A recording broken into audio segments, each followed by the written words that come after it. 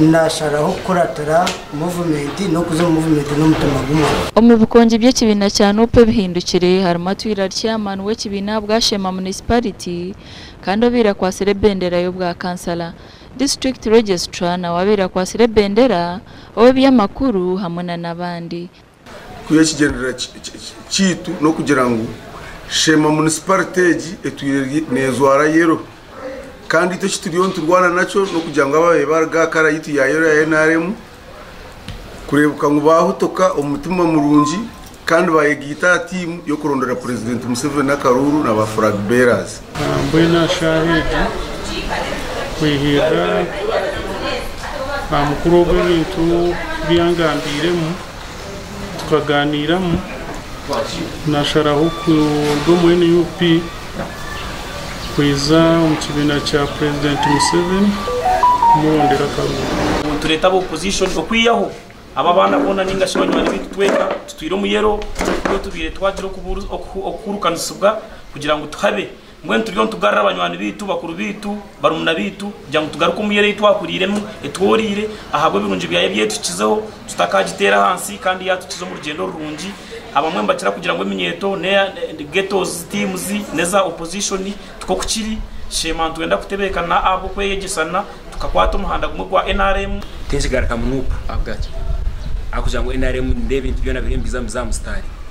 omuganda nkago akakiko kebyeburaka Independent Electoral Commission barangereje mayima tumuyice buhanda nkora biratine cyakanitsa ko bembera district ya Shema 2026 mpaka 2031 gwanyuma yo kubingo mushango ogwabire gutirwe Edgar Mukundane wari kugira ngo bakamugendera obutamuhandika ninyenda kusimana hanga echo tinye tihabwa mani kabwo busohoruzi konka ruhanga akunze kuchikola okunarabereho kuba unopposed to counter attacking a petition ejo turi kugira ngo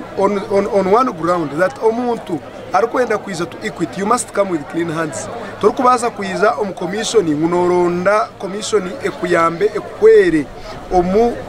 kunarifyinga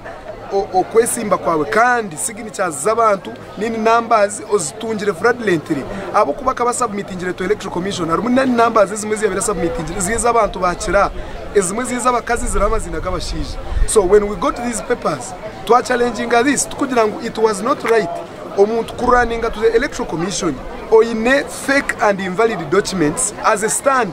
kugira ngo no basa kugikozesa ofundeho justice agani makuru wo mu district ya Shema Karuru muri Shema North katanikire guma gwanyuma yo mumbe simbirante beyo myishengero kwetere nduru ngo batanikire ku mutinisereza nkacenje cyugendo myisho tindu kumanya okwesimba kwanje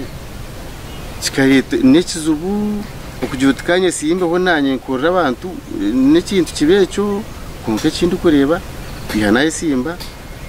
nobwerinzi ni implantinde no kwa nintambura akwana ngwa nintambura nintaho wanje mbuga nabantu abahagizi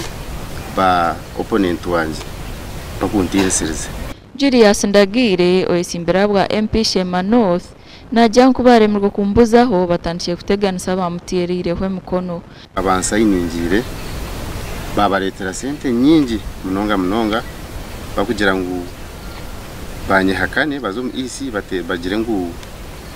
mukargaha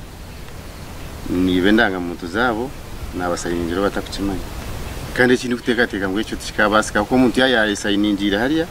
tukangira nkuriya bakugira ngo nkamwibira mukono amakuru agashaka mayiko atwakire